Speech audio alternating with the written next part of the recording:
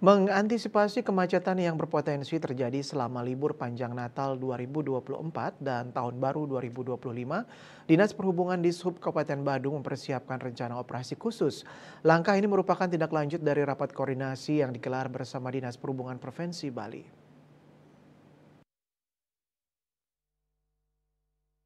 Kepala Dinas Perhubungan Kabupaten Badung Ana Agung Ngurah Rai Yuda Dharma menyampaikan, Kabupaten Badung sebagai destinasi wisata unggulan di Bali memiliki sejumlah wilayah yang selalu menjadi pusat aktivitas selama libur panjang.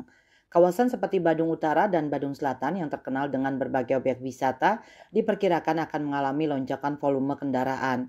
Jika tidak ada antisipasi yang terencana, potensi kepadatan lalu lintas di sejumlah ruas jalan bisa berujung pada kemacetan yang signifikan. Adapun beberapa ruas jalan yang menjadi perhatian utama di Sub Badung meliputi kawasan strategis seperti seputaran Bandara Ngurah Rai yang merupakan pintu masuk utama wisatawan, kawasan objek wisata Kuta, Legian, dan Seminyak yang selalu ramai dengan aktivitas turis, Pantai Berawa dan Canggu yang menjadi favorit para wisatawan lokal dan internasional, ruas jalan Raya Lukluk dan Raya Kapal yang merupakan jalur utama menuju Denpasar.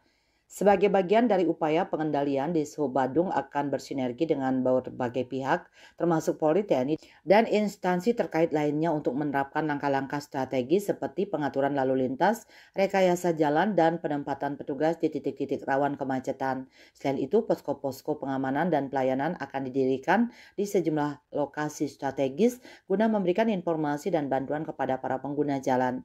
Melalui sinergi ini, pihaknya berharap dapat menciptakan situasi lalu lintas yang aman, nyaman, dan lancar selama libur panjang Nataru, sehingga masyarakat dan wisatawan dapat menikmati liburan dengan lebih baik. Bali Post melaporkan.